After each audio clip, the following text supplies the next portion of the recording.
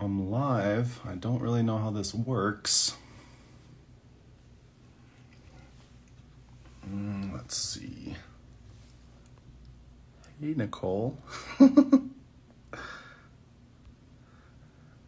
see.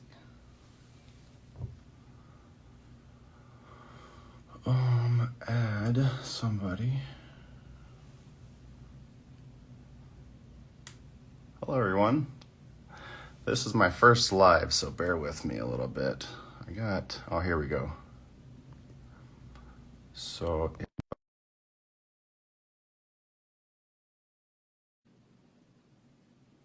see if I did that right. Is this working?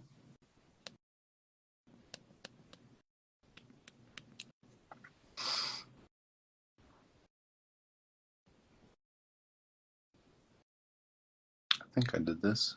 Invite.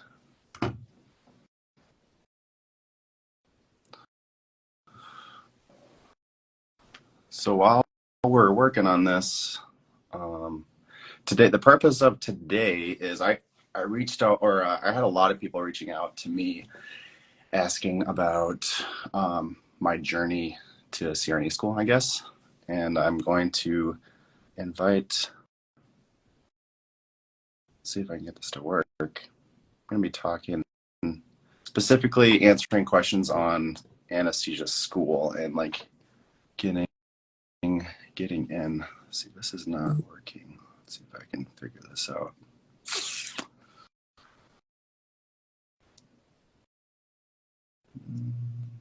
No requests to join.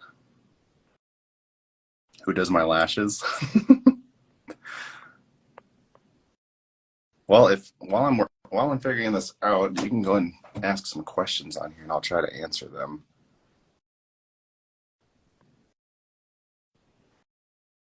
What school did you attend, and was some online? So when I got into school, it was Wolford College in Naples, Florida.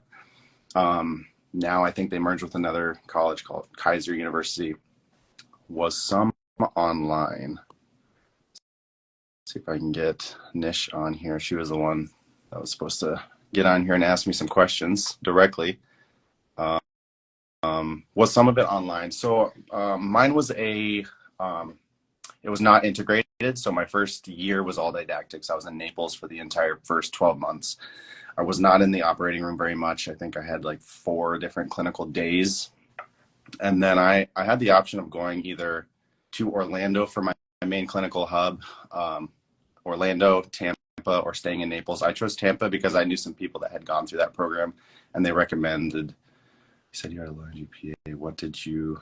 Sorry, I'll finish this first question. So I chose Tampa because I knew some people that had gone through that school, and they said Tampa you have the best clinical experience. So I was in it to get as good of experience as I could possibly get.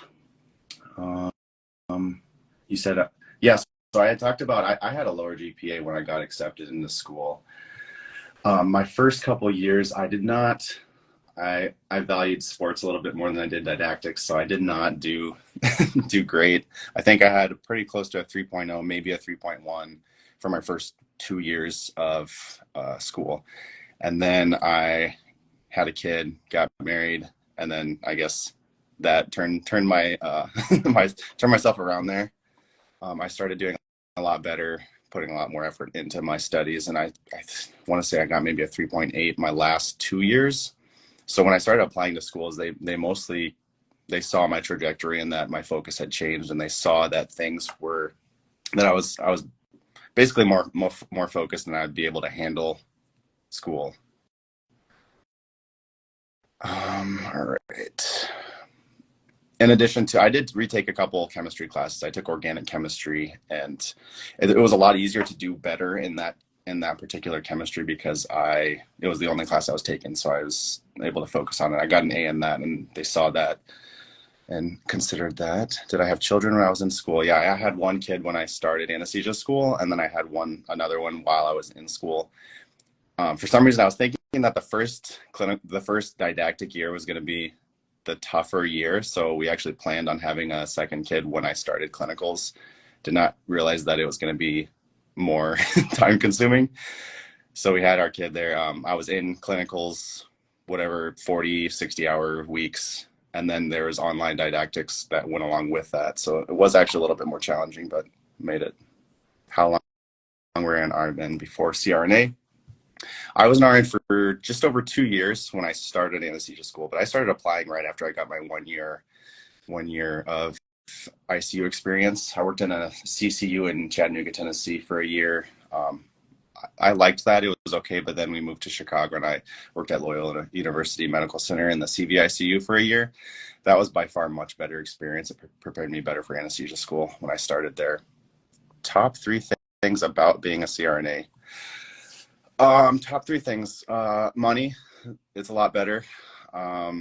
The amount of freedom I have to actually make decisions is kind of a big thing, because as a nurse, like, a lot of times you know what needs to be done, but you can't do anything on your own. You have to go get permission from somebody else. So I really like the freedom to be able to know what needs to be done and then do it myself. The third thing is probably, I don't have to, like, I have one patient at a time, so I don't have to like be managing 3 different people that are going down the drain. So it's just one person, and if I see something that needs to be done, I can just do it right away. Oh, so Nish was supposed to get on here, but her service is really bad. We might have to try this another time. Hi, Rebecca. Okay, do you think taking extra courses tremendously boosted your GPA, increasing your chances of getting accepted? Extra courses. So I didn't take a lot of extra courses, aside from that organic chemistry that I talked about. My chemistry classes in undergrad were not very strong. I got like a C and a C plus on my entry-level chemistry classes. So before I started applying, I knew that was going to be a problem. So I took organic chemistry, just to show them that I was focused and that I knew and that I could handle school. Basically, I can handle the anesthesia school. Do you think there's a difference of different ICUs chances of getting improved or better understanding curriculum? So I only know this from what I've heard. I know some people that were in like NICUs and PICUs, and I heard that anesthesia schools will weigh any type of cardiac ICU a little bit better. Do they completely eliminate the other ICU experience? No, definitely not. But I do know that if you're in a CVICU where you're actually dealing with like fresh open hearts, or lung procedures, they weigh that a little bit more heavily. If it's worth it to actually go to a different ICU, I'm not sure. What school did you go for my CRNA program? So I talked about this a little bit earlier. I went to Wolford College, which is now Kaiser University. They merged with another school. Do you think it's possible to get in with 1 year of ICU? Definitely. Yeah, I think it's possible. I actually know somebody he actually started applying to go to CRNA school with only 9 months of experience, and he started anesthesia school with just over a year. So he was accepted into CRNA school before he finished his first year of experience, with the knowledge that he would have his 1 year before he started. Compared to nursing school, how would you describe the level of difficulty of CRNA school? I thought it was, so take this with a grain of salt. I thought it was easier, for a few different reasons. One, my focus was completely changed. I was married, I had a kid, so I knew that school was my number one important. It was more important than sports, as I previously said. But another thing is, so in nursing school, they kind of, you learn a lot, but you never learn everything about any individual subject. In anesthesia school, I thought it was much easier because you learn everything about hearts, you learn everything about the lungs, everything about kidneys. So it's a lot easier to answer questions if you have the entire knowledge. In nursing school, like I said, you don't learn everything about anything. You learn a lot, but not everything. So to me, it was a little bit easier in anesthesia school. It took me a lot more time to learn what I needed to learn, but Rebecca, that's funny. Okay, how many schools would you recommend applying for? So what I did, I'll give you an example of what I did. I don't necessarily have a recommendation. I went on a website and they had like a rolling application deadline list, and I applied to every single school, going down that list that I hadn't already missed the deadline for, and I kept applying until I got in. All right. Did you do ICU because you couldn't handle the ER?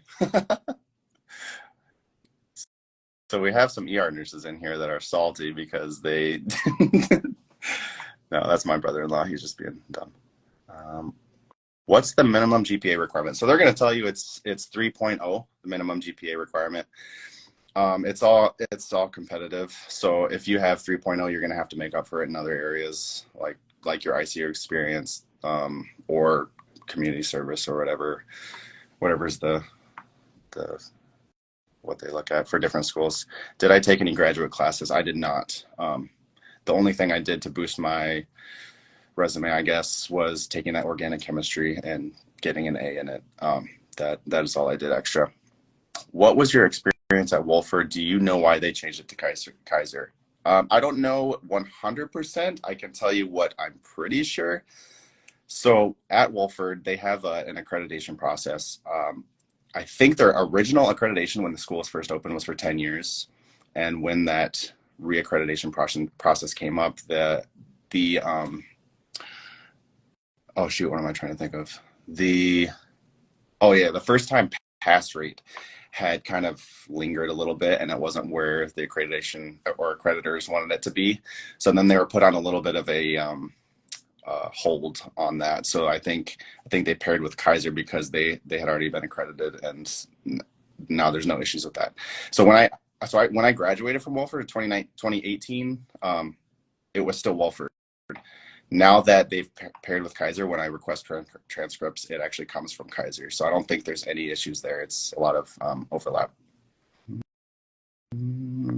Thoughts on post-CRNA pain fellowship? I actually looked really heavily into that. I was looking, and really it was just kind of motivated by money. You can get paid a lot more by doing a pain fellowship.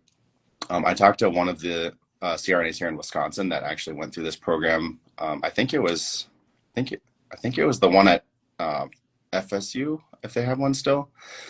And he said that he enjoyed it, like he really loved doing it, but at the time he was running into a lot of issues. There's a lot of politics that are involved between CRNAs and physician anesthesiologists.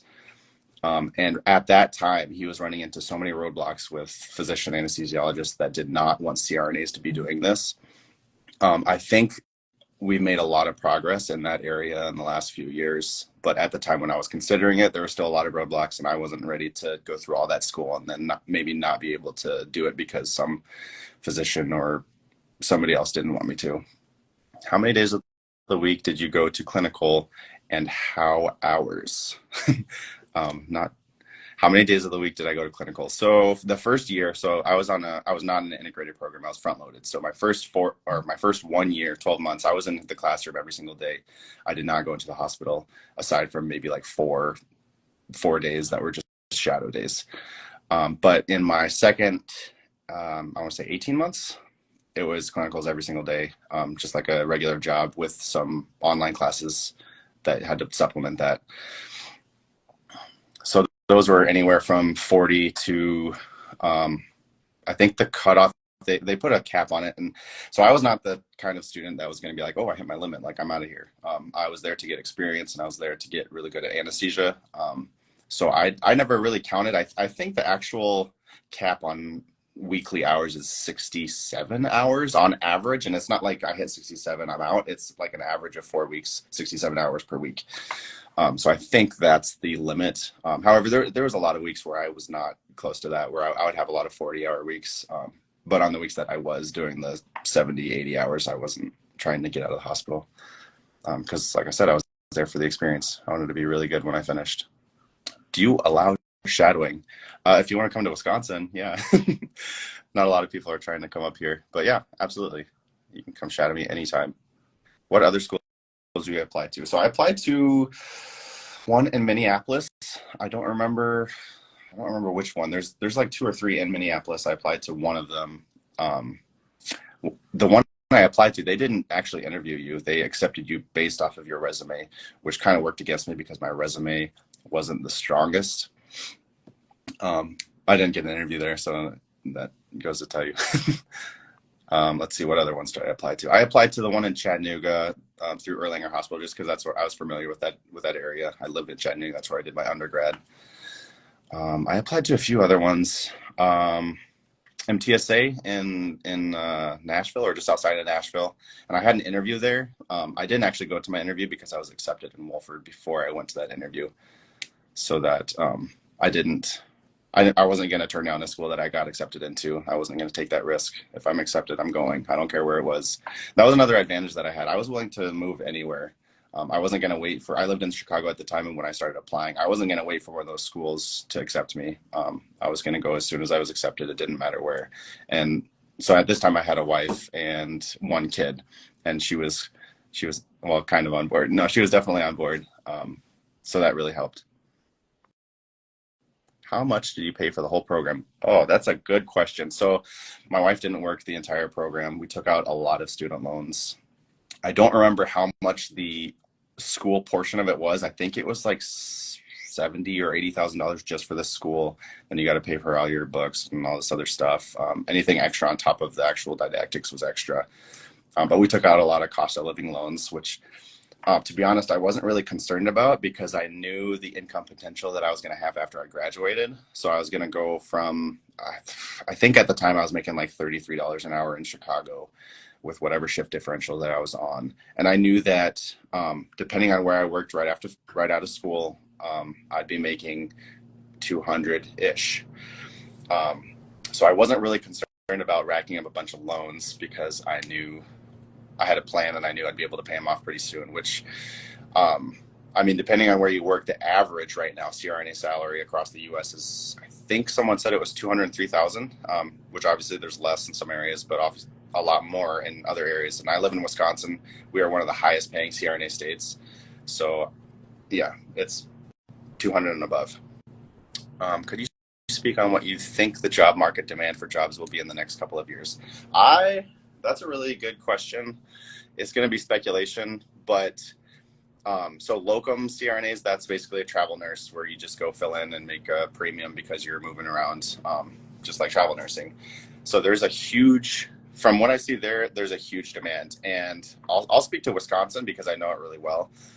I don't know about any of these other states. I don't really look outside Wisconsin because I'm not trying to drive or be really far. But when I first started in 2018, the locum pay was about $125 to $150 per hour. Right now, I do not take an locums assignment for less than $250 an hour. And that is obviously almost double from where I started. So just speaking to that, I think there's a huge demand. Like there's not enough CRNAs to cover that, so they're having to pay premiums to get people to work in these. And I worked in critical access hospitals mainly. I mentioned politics and anesthesia earlier. There's a lot of politics between physician anesthesiologists and nurse anesthesiologists. So I work in the critical access hospitals. I do not work with physicians very often, and that's kind of my bread and butter. I like to work independently. What type of questions do you recommend asking the CRNA during shadowing? I'm not really sure, I guess. If you know the person you're shadowing, then you can ask him whatever. I don't know why. There shouldn't be any questions that are off limits. Like if you're pursuing a career in anesthesia, I mean, I would ask everything. Like I would ask how much they get paid. I mean, that's a big one. Like people say don't go for it for the money, but that's a big part of it. It's a huge bonus. It wouldn't be worth it to go through all that school and all that struggle to get paid the same. Like I wouldn't have done it if I knew I was going to be getting paid the same. So I'd ask about salary. I'd ask about their work-life balance. I would ask, what else? Um, let's see.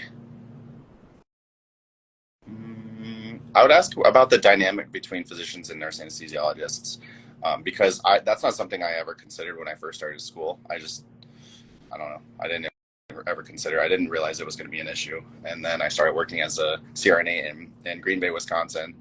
And then there was a lot of physician anesthesiologists that wouldn't let me practice to my full scope, and that bothered me a lot. And I stayed at that first job only for about 6 months before I found a new one where I was able to practice independently. If you don't mind coming to Wisconsin, actually, like if anybody wants to come shadow me in Wisconsin, I'm open to it. Come over here. Why go to anesthesia over traveling or another lucrative specialty that doesn't that doesn't years of grad school. So Jennifer doesn't know how to speak English apparently. Just kidding. I would go to anesthesia school. So I've been talking about politics.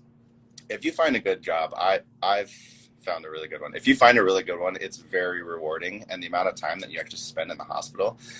I'll be completely transparent. Right now, I make my most recent contract. I signed on for a 26-week contract, and I'm making $240,000 for 26 weeks. So the money is there. In addition to me finding a place where I resonate with everybody I'm working with, and there's a great team environment. And it's not like an ego thing, but like a little bit also. Like I'm like in charge of the anesthesia, and when the hospital I work in now, I'm the only anesthesia provider there. That would scare a lot of people. I've been doing it long enough to where it doesn't scare me. I'd like to think I'm like really good at what I do. I am really good at what I do. So there's that. Blessings. You'll come to Wisconsin. Sounds good. DM me and we'll figure it out. We'll work it out. Sarah joined. Hey, Sarah. Thanks. I saw you have kiddos. Is it hard going through school? I have one. So I'll speak to this because this is probably the most common question I get. So I had a 4-year-old when I started anesthesia school, and then I had another one in the middle of it. Having a support system is the most important thing. My wife took care of everything. She was amazing to where I didn't have to worry about it. I know a lot of people don't have that luxury, but it's like another job. So I didn't work in anesthesia school at all. I was able to, what am I trying to say? I didn't work at all in anesthesia school, so I considered it another job. So, I mean, right now, if you're not in anesthesia school yet, you're working 40 hours a week or so. When I went back to anesthesia school, I was either in class or studying, on average 40 to 50 hours per week. So it really, not a lot changed for me. So really, if you think about it like that, some people are overwhelmed, like, oh my goodness, that's a ton of studying. But really, it's the same amount of time that you're putting in right now. It's just studying instead of being in the hospital. What's the most you've made as a CRNA? Last year I made $420,000. That's the most, and that might change this year. I'll see. I'll let you know. Did you get training after CRNA school, or did you feel prepared after? So I felt very prepared afterwards. I went to Wolford or Kaiser now. I felt very prepared, but my graduating class was 30 people. I think I put the most effort into getting the education that I needed and that I wanted. I wanted to be ready. I wanted to be able to do central lines, A lines, whatever. I wanted to be able to do it all by myself. So I sought out opportunities to do this wherever I could. And so I actually felt really good coming out of school.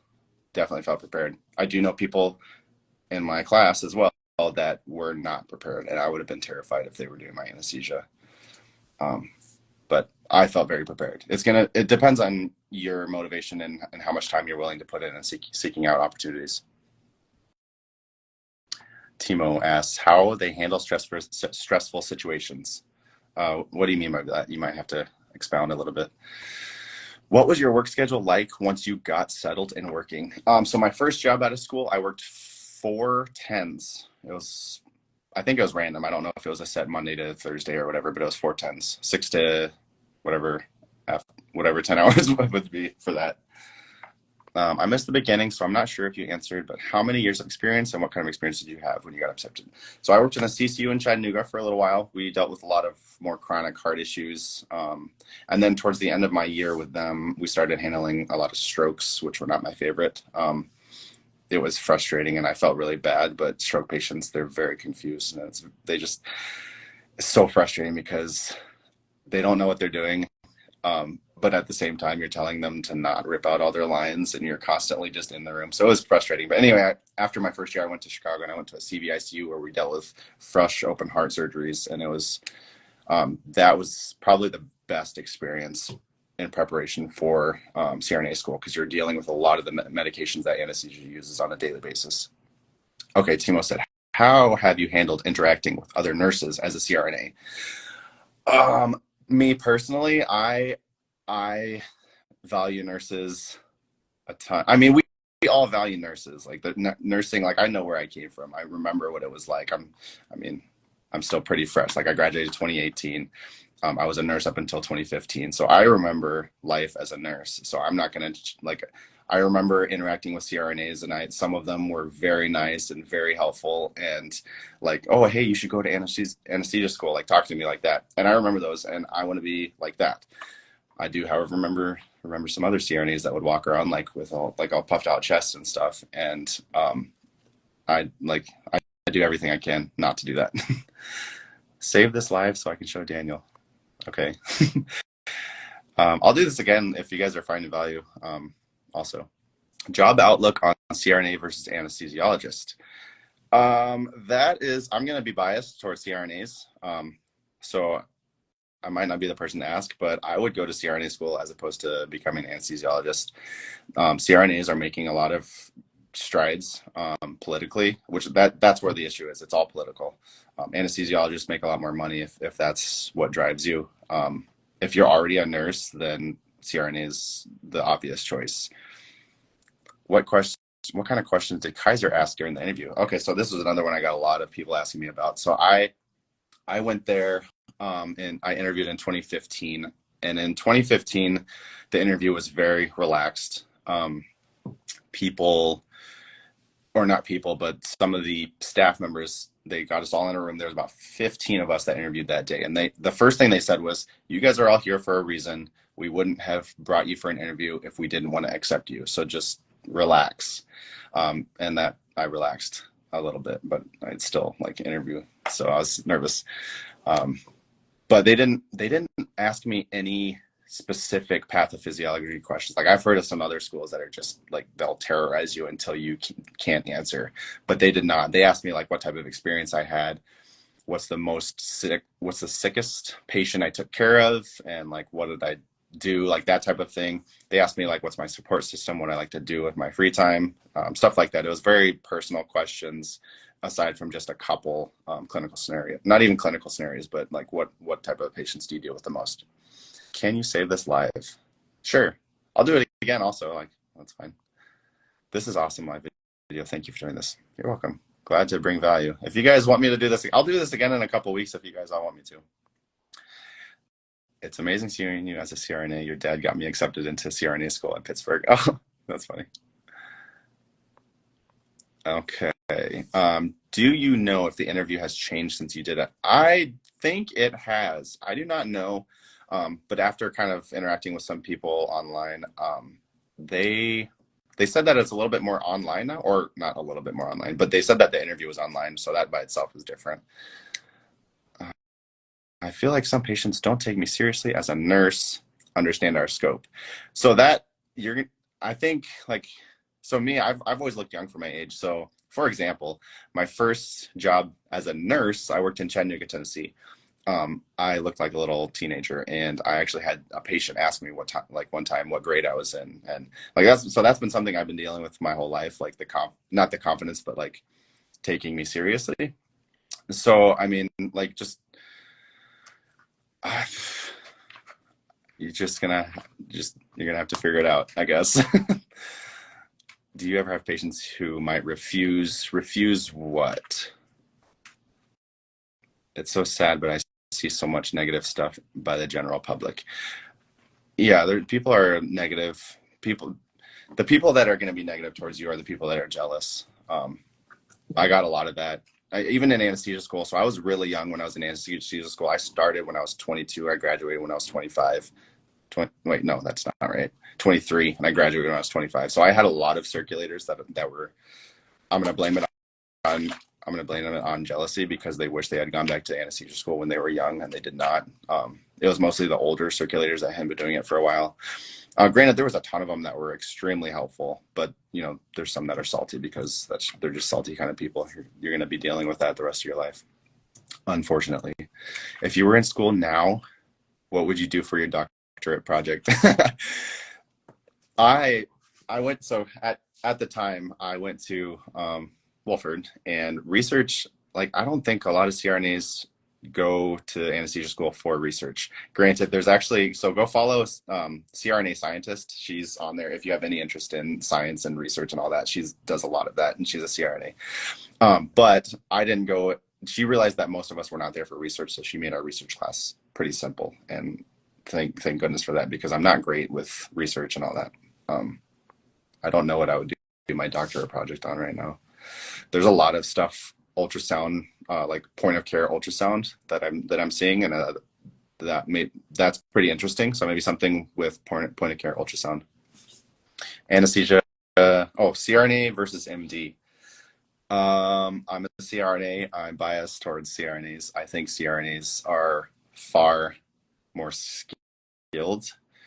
Doctors, MDs, they might have a lot more book knowledge, but most of the time that does not translate to skills with your hands. And if I'm having surgery, I want a CRNA taking care of me, because they have much more skilled hands. MDs, not a lot of MDs do their own cases. They see a lot of cases, but I want somebody who's been doing it and is consistently doing it, which that's CRNAs. Has the interview changed in terms of format?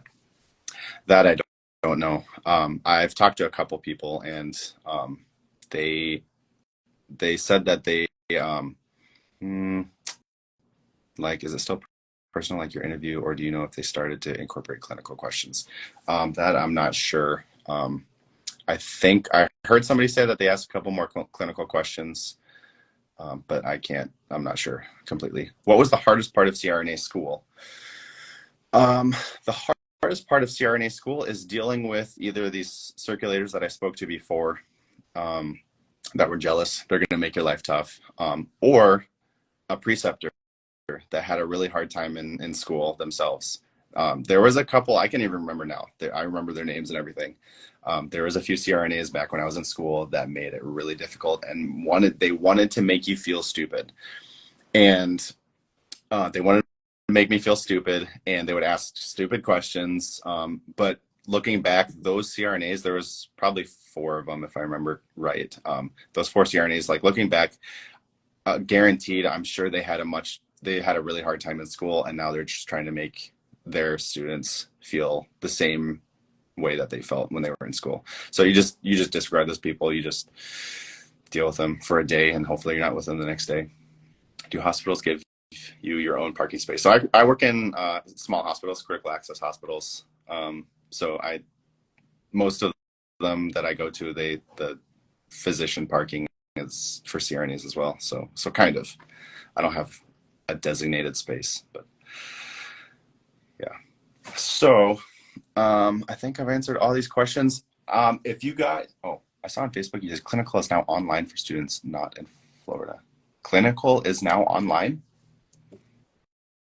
I think I don't remember saying that. I think I misspoke if that's what I said. I think it's impossible to have clinicals online for students not in Florida. I'm not sure. Yeah. So I think I've made it through most of these questions. People are hopping off. So if you guys found value in this, I'll do this again in a few weeks or a month or whatever. Just let me know if you want me to do this again. So today it was mostly basically my experience in anesthesia. I'm willing to do this on nursing, on life after graduation specifically. And just let me know if you want. For those who are not in Naples, they had it online. Oh, yes. Okay, now I remember. So all of my classes, so I was in Tampa, all of my classes were online aside from the tests every month. So all of our classes online, and actually towards the end, we actually had a few tests online also, where they have like the whole proctor where you like video screen, you show the proctor your room and all that. Living with intention. Okay, sounds good. I'll do this again in a few weeks. Yeah, we'll figure out a time, and maybe next time Nish will be able to join. She'll have a little bit better service. So sounds good, guys. We'll talk to you next time.